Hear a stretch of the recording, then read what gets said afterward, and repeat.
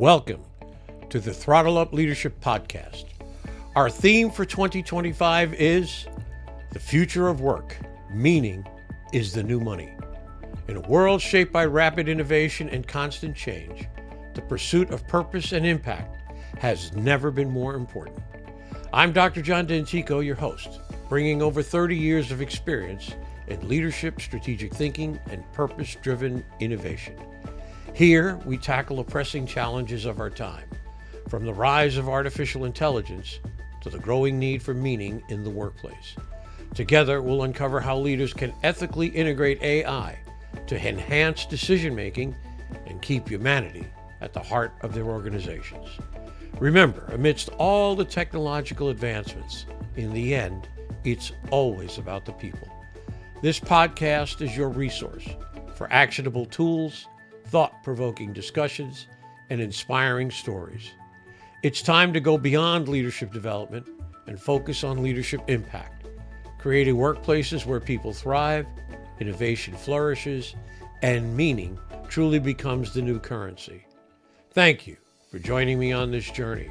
Now, let's throttle up and dive into today's episode. Hello again, and welcome to the Throttle Up Leadership Podcast. I am your host, Dr. John Dentico. With me today is Emilie Davis. Emilie Davis is the founder and CEO of Magic Mirror Marketing, where she works with coaches, consultants, and purpose-driven entrepreneurs who want to turbocharge their marketing so they can grow their business in a way that feels personal and authentic. With over 15 years of experience in marketing and website design, Emilie specializes in blending traditional strategies with the power of AI to create human-centered marketing that truly connects. She's especially passionate about creating websites that reflect the magic of each individual, shining a light on their brilliance so they stand out in a crowded marketplace. Not an easy thing to do. Emilie believes that powerful marketing is personal. It's not about perfection, but about showing up as your authentic self. She also serves as the president of the Virginia chapter of the National Speakers Association, where she helps create opportunities for professional growth and connection among speakers.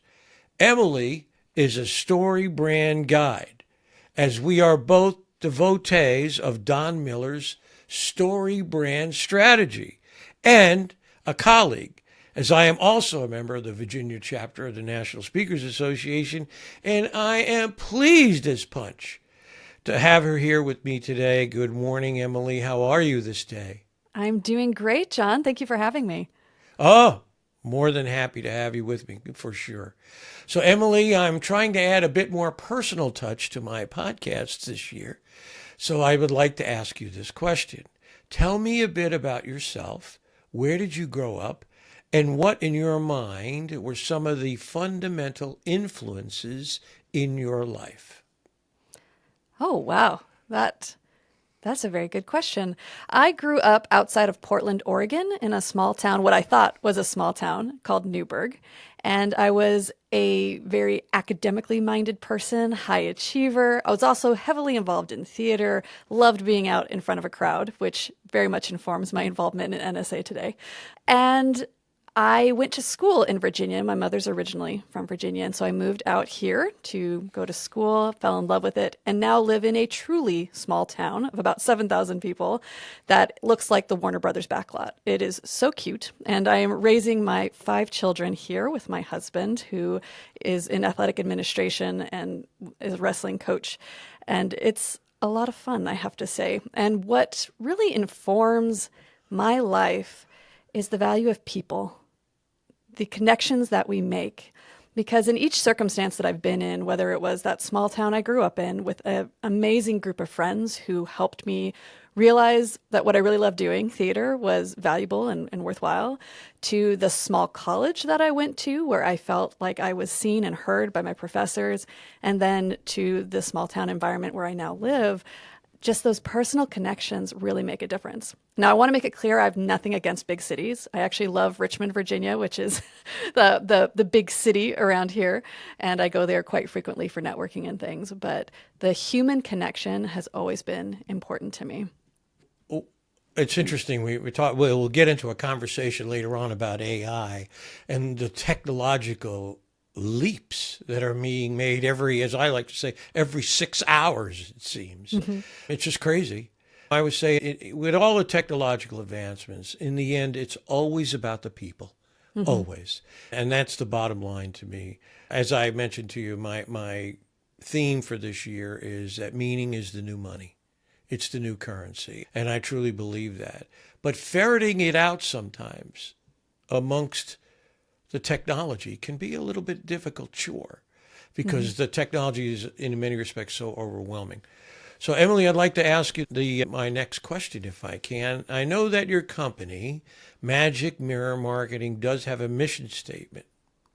Can you tell me and my listeners and viewers what that mission statement is and explain how and why you came to it?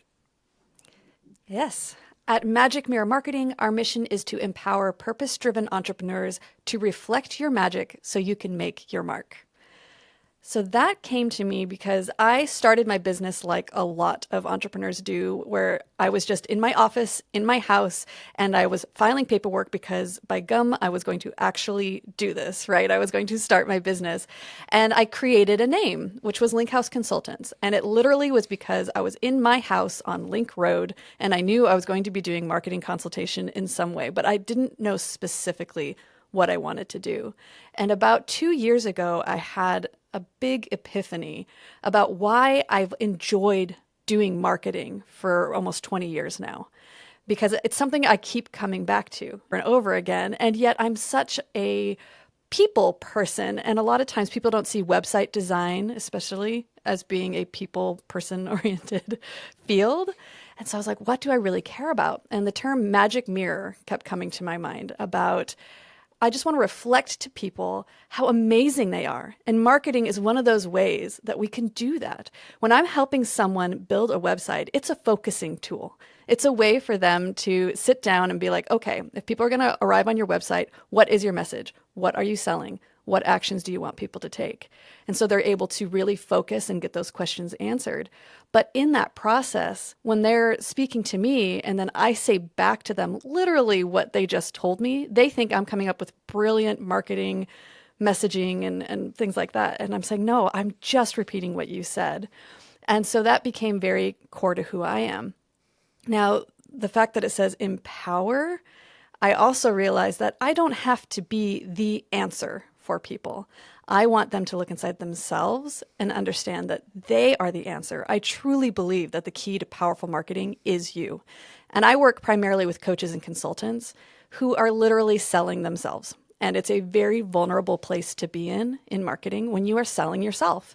And so I keep going back to, I just want to hold up a mirror so you can see yourself clearly. And when you do, you reflect that magic back out on the world, and then they're attracted to you and people want to come and be with you when you are authentically yourself. And because I work with purpose-centered, heart-centered entrepreneurs, really, they do great things and they're able to make their mark. And that fills my cup up all day. I hear you. I can't even begin to tell you how many podcast episodes I've had with leaders and coaches and trainers and branding people. And if I had to pick one word that came up all the time, it's authenticity. Mm-hmm. It's be yourself, be who you are. Try not to be something that you're not, right? And embellish anything more than that. Just be you. It's enough.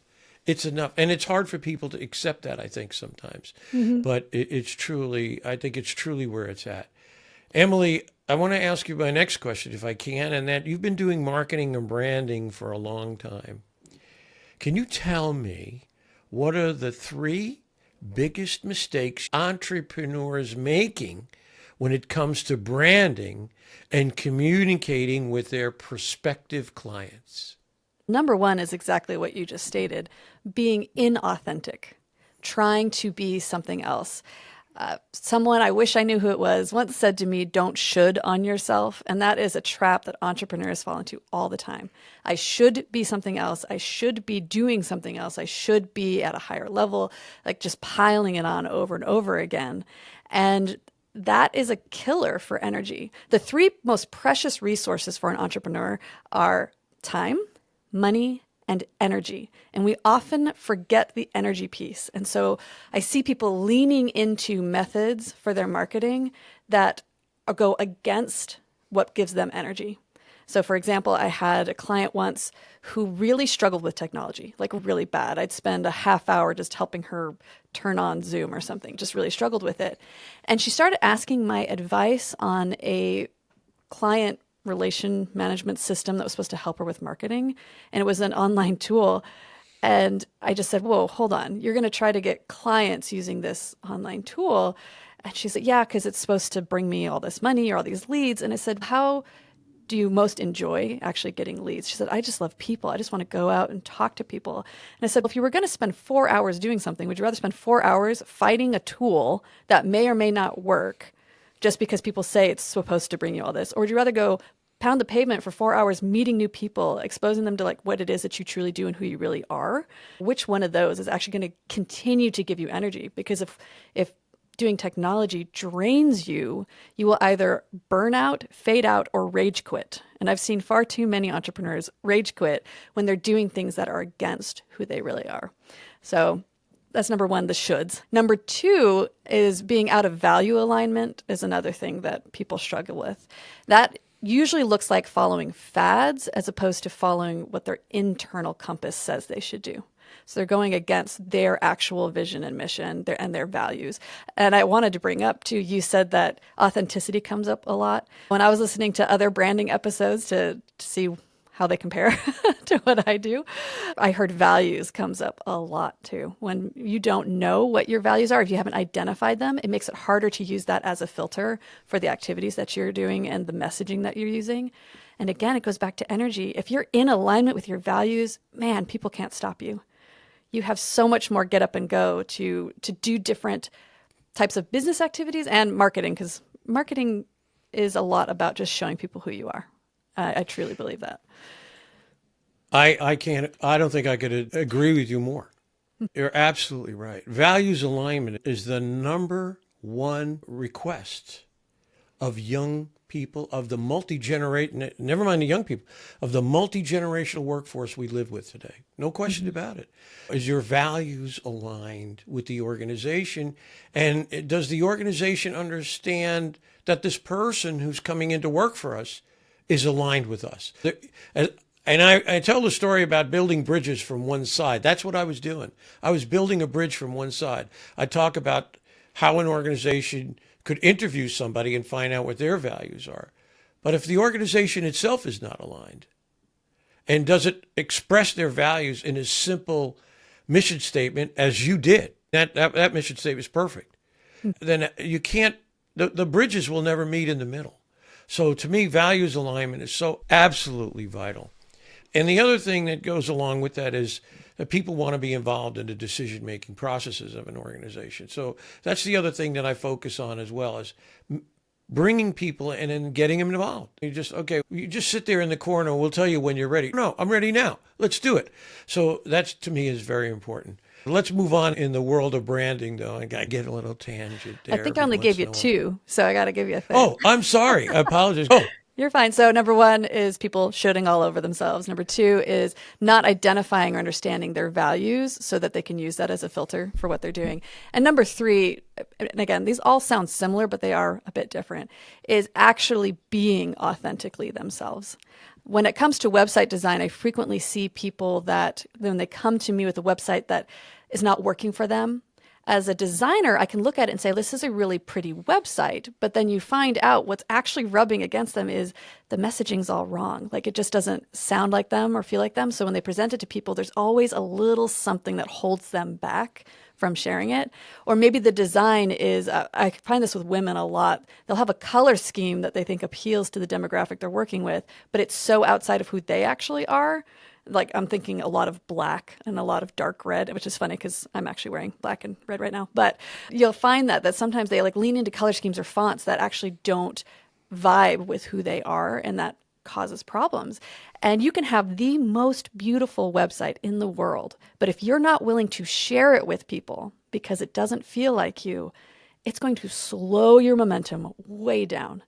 You can have a really ugly site, but if you're excited about it and you're telling everyone about it and it solves people's problems, you can still make a lot of money and build your business and do all those things. Now, when I say that as a designer who loves pretty things, please do have a pretty website if you can.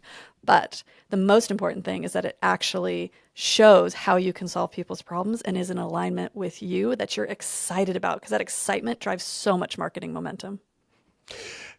Thanks for that. I appreciate you jumping in there and giving me number 3. I get excited. I'm sorry to say, but I get excited when we start to zero in on things that I care about so much as well. So I appreciate you jumping in there and giving me number 3. That's great. I want to ask you this question because now we're going to get a bit into the technology side of it. Because now we're talking about authentic self, being yourself, using colors to represent yourself, to connect with your audience. So here's the question. You work hand in glove with AI. Can you talk about how integrating AI in your marketing work has transformed or changed your ability to deliver your services to your clients, considering that in the end, a client's personal identity must remain center stage, as it were? Going back to the story I told earlier about I had an epiphany to change my name to Magic Mirror Marketing, where that came from was I was at a workshop for myself and my business, working to refine it and figure out if I was going the right direction.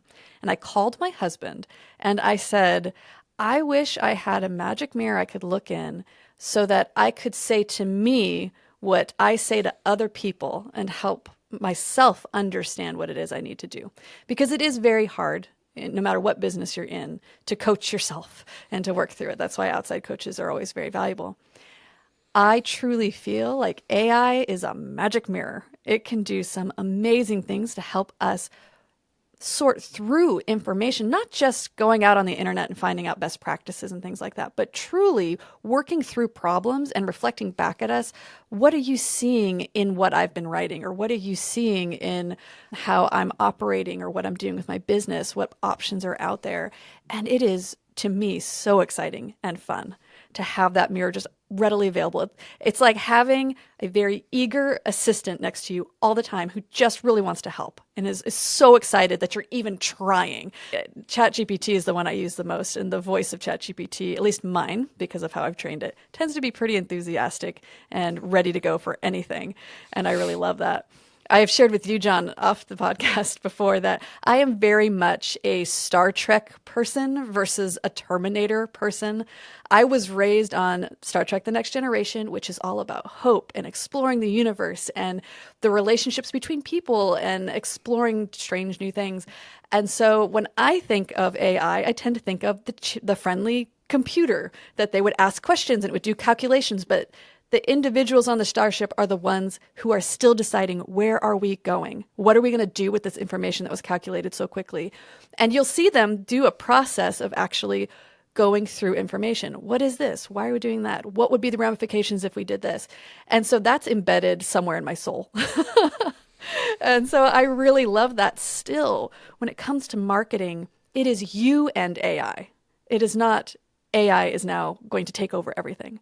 Because AI doesn't innovate, it iterates. It looks at what has worked, but it's not going to come up, at least at this stage, it's not going to come up with something completely new. It's waiting for you to do that. It's going to present to you what it thinks is going to be most helpful in that moment. But we really do train these tools to reflect back to us how we think and operate in the world. And it's always fascinating to me to hear how others are using AI. I'm very conversational with my chat assistant. Like, I have discussions back and forth and working through problems. And some others use prompts that are so specific. They're like precise formulas, and they get exactly the answer they want at the end. And both versions work, but it's showing our humanity. Just like we have different leadership styles, we now have different AI styles that we operate within. And when it comes to marketing, man, there's a reason I say turbocharge, because it really is like adding rocket fuel to what you're doing. In my industry, it used to take me, like if I was building a website, it could take me a week to really refine language and go back through and be like, okay, does this feel right? I do deep dive interviews with my clients and try to wrestle with it and figure things out. And now I can get off of a call, upload a transcript, and start going through the thought process that used to happen internally is now happening externally. So I'm asking, okay, in this conversation, I noticed that Felicia felt this way. What were the 3 points that she said? And it'll pull it out. I'm like, okay, if we have those 3 points, what pain points are those hitting for clients and customers? If she's appealing to this demographic, what might they be struggling with? And then I go through and identify, okay, out of 10 options, I like these 3. And so I'm in real time figuring out these different pieces and able to assemble them so quickly. It's amazing. I also, oh, sorry. Did you want to go? Go ahead. No, you got it. Something else I get really excited about is the 3 levels of working with an AI assistant. And this, especially in marketing, is true. Is the first level is an internship level, that you're just having it do tasks you don't want to do. Go create a list, go do research for me, find this thing, compile this information, create this spreadsheet, whatever. So very much a small level. And I think most people start at the internship level. And then the second level is when it's a consultant. What is the best practices for SEO? What's a strategy for me to find new clients in a short period of time? And so you have that consultant level where it's just going to give you back information of what it has learned, just having access to the whole wide world. But the third level, that's a partner where you go back and forth and you wrestle with questions and you get things reflected back to you. You can upload information about yourself, whether that be tests like the DISC assessment or something like that. You can upload information and then start asking questions about what do you see? How do I feel about what? And you are still in the driver's seat because, again, it's not going to do anything with that information. You have to take it and actually apply it somewhere. And I find that just so exciting. It is. And I have to blame you, credit you, really. I have to credit you and Jennifer for the first time we met at the NSA meeting about encouraging me to really take a hard look at ChatGPT. Mm-hmm. And I did. And I created an account. I paid my $20. And I shut off the switch that says, share this with the rest of ChatGPT. Yeah, it's not Do not train. Used for training. Yeah, used for training. I said, no, I want to build a wall here, at least until I know more. Then I uploaded, here's what I uploaded. I uploaded my book in PDF. I uploaded PowerPoint slides, other things that I have written. I upload the SRT files, which are the subtitle files to my podcast. I've uploaded about 10 or 12 of those. And just within that, and I put in, just as an experiment, I put in 3 or 4 speaking opportunities that I saw, and I had it create the pitch, do the bio, what are you going to learn, those kinds of things. I haven't heard back on any of them yet. But then I got onto this idea that because my book, one of the reviewers called my book a master's degree in leadership in one book, which was really nice to see. And then I started thinking about that. So now I'm in the throes, to be perfectly honest about it, about creating several online courses for Udemy. And I've already started asking it, what's the outline look like? Yesterday I said, I was going to do this thing chapter by chapter, but I've changed my mind. Now what I want to do is create modules and draw from different pieces. It came right back and said, what a great idea. This is the way we could do it. It gave me several different perspectives on how to proceed. Are you ready to go? No, not yet. Not yet. How about next week sometime? Like you say, it's so eager. Let's go. Let's do it now. No, I'm not ready. I got to think about this a bit more. So it's pretty funny, actually, in a lot of respects. But just like you said, right on the money, I sat back yesterday afternoon and thought, how long would it take me to do this if I didn't have ChatGPT? Years. It would take months and years. And now I feel like within 2 to 3 weeks, once I get things finalized, I could upload the first module and the first course, if you will. And I was like, it's just eye-opening. Yeah. I think the most interesting aspect of it right now is the introduction of DeepSeek. Mm-hmm. Because now, instead of there being places, Colossus with Elon Musk or ChatGPT with their folks, now it's an open AI source that's available to people. And how that's going to reflect on or change how AI is being developed is just, it's wide open. No one really knows where this is going to go. So it's very interesting to me. I want to ask you this question, and it may be a bit redundant. So I apologize if it's a bit redundant, but I wanted to ask this question and see if you could reflect a bit more on this. Okay, so it's a bit of a long question. So here it comes. I am sure, and again, this reflects back to what you just said. I'm sure there are those who believe that AI will overshadow or rob a client's humanity from their everyday discourse, whether that is in marketing or on social media. I'm sure there's a lot of people who believe it's just, we'll hand it over and then you'll never see who I am in this, okay? For myself, every day I'm working to clarify how meaning and human-centered focus must remain center stage. I believe that AI, when used intentionally, has the potential to amplify human creativity, deepen engagement, and bring greater purpose to interactions, whether in marketing, social media, or leadership. Do you think this is possible, or am I just being wishful? I absolutely think it's possible. I'm 100% with you. Going back to the beginning of our conversation, the most powerful marketing is personal. And the key to marketing is you. And your values are what inform what you're getting out of an AI tool. AI starts just like a newborn child with nothing but just some information that it's getting from the world, right? When you start asking questions, you are starting to train it about how to respond to that world. And anyone who's used a tool like ChatGPT, I haven't had as much time to play with DeepSeek yet, but when you're playing with ChatGPT at least, it starts asking you questions about which answer do you prefer? And it starts noticing what you're saying back to it, how you phrase questions. And so all of that starts helping to create a personalized version of you digitally, right? If you just take the first answer that ChatGPT gives every time, it will be bland, it will be boring, and it will not resonate with anyone. It may just be information, but we already had Google search for information, right? The whole point is supposed to be this is now personalized. This is now more interesting. So when you take your values, your vision, your mission, and you put them into the chatbot, if you say, I want you to keep in mind that empowerment is incredibly important to me, that anything I do needs to empower the people that I'm working with. Once I told my ChatGPT that, the answers change. If somebody else came in and said, trust is my most important value, then it's going to give you responses that highlight how it focuses on trust or highlight how that's going to embolden people. So what we do imprints on this tool.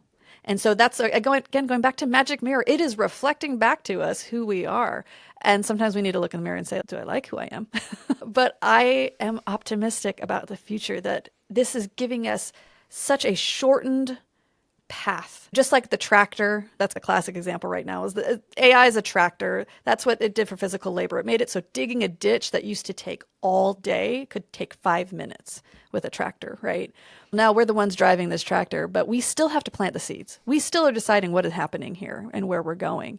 And so as long as we are optimistic and as long as we are trying to do good things with it and allow it to understand what we want out of the world, I think it's going to produce amazing results. Yeah, I had a guest on yesterday, and we were talking about leadership. And my position now is that with the aftermath, the residue of COVID, and you add on to that the hyper development of artificial intelligence, the old ideas of leadership are being shredded because knowledge now is truly dispersed in the hands of so many people. ChatGPT, as you say, if you've trained it, if you've worked with it, makes you an expert. You really are very smart, a lot smarter. If you continue to use it, continue to refine it to answer questions. So my question yesterday with one of my guests was, so now you walk into a group of 10 people sitting in a room and say, okay, who's the smartest person in the room? It's a good question. How about Janet and Bob over there who spend 4 or 5 hours a day on an AI system working with it and refining ideas? They very well may be the smartest people in the room simply because they've been working the problem from that perspective. So it's very interesting. Any reflection on that? Yeah, so it just brings to mind. So I went to a liberal arts college, and there's a lot of discussion around the value of liberal arts, which I still believe is important to understand past, present, future, and how everything interconnects. I'm a big advocate of that. However, I do have a lot of questions about the educational system, because if you look back historically, access to education was originally the problem. That only the elite could get access to things like reading, having a book, a physical book, that they could pass on information to other people. And throughout time, we've increased access. And so that's what's been really exciting about public education and things like that. Now we've hit this critical mass moment when we have access to all the information, all of it. My children, I have 5 of them, and they are ages 17 to 2.5. A fun little bonus baby at the end. And it's been fun watching them interact with the world, because when I was growing up, if someone had a question in a conversation, we would have to debate it. What's the right answer? And it could take us a while to find out what the right answer was. And that was early days of internet and things like that. Well, now, literally, if they have a question, oftentimes they'll ask me and be like, I don't know, ask Alexa. I don't know how far away England is. I don't know how big England is compared to the state of Texas, but that information is available almost immediately by the devices they have in their hand, the devices we have in our home. And in my world of marketing, it's being democratized, because it used to be agencies were gatekeepers on information about how to connect with audiences. How do you get out a press release? How do you do this? And even in recent history, what is SEO? That's something that just boggles people's minds, and they try to read articles about it and they still don't get it. Now you can go on ChatGPT and say, what is SEO? Explain it to me. I don't understand computers. And it will do it. And you could ask it again, explain it to me like I'm 5 years old, and it'll break it down again. And AI has no ego. It's eager and has no ego. So it will keep doing request after request if you ask it to. And so that access to information has fundamentally shifted how we're going to be working going forward. I'm all for it. I think it's an exciting new frontier, to steal from Star Trek. But it is up to us to determine the ethics behind it, so we don't end up with Terminator. That is something we'll have to continue to address. But in the meantime, man, the things we can explore, it's going to be exciting. I agree. And I think right now, ethics is trailing because the development is so fast. Mm-hmm. It's hard for the ethical perspectives to keep up with it. Although I know there are people working on it and they're concerned about it, and I am personally concerned about it as well. The development is just so fast. It's just eye-watering to watch it all happen right before your very eyes. Every day. Yeah. Every day something's different. It's just incredible. We're getting close to the end here. I'd like to ask you my world-famous question that I've asked for people all over the world, and that is, if you had a magic wand and you could wave it at any issue that you see in your work world or wherever, what would that issue be, and why did you choose that? I'd love to see more entrepreneurs confidently embrace what makes them unique, and then use technology as a tool to amplify their authentic voice rather than dilute it. So that goes back to my work with website design specifically. A lot of people try to portray themselves as being different, because they think that will make people accept them or want them. So if they are somebody else, people will want them. But they don't have to do that. People want what you have right now. If you're passionate about something, man, the connections we create because of the passions we have are truly remarkable. And so I've seen it time and again that you have people who feel fractured because they're trying to show pieces of themselves to the world, but they're a gemstone that has facets. And if you shine a light into the heart of it, it's absolutely brilliant. And I really think that AI and technological tools are allowing us to show ourselves in a completely new way now. I've been telling people lately, some AI tools are going the route of, here, create a fake picture of yourself and put yourself in a fake environment. And there are tools for that. I still think of them as mostly entertainment or things like that. It's a little different. And we'll see how that continues to develop. But just like when movies started using computer-generated imagery like CGI to do explosions and things like that, our brain is constantly looking for what's real. It used to be a game as a teenager to be like, oh, that's CGI over there. And now we're impressed when there's a real person in a real car that's on fire. We're like, that's real. And you can tell it's real. And that is really impressive to us. And my prediction is that the more that AI can make fake things, the more we're going to crave real things.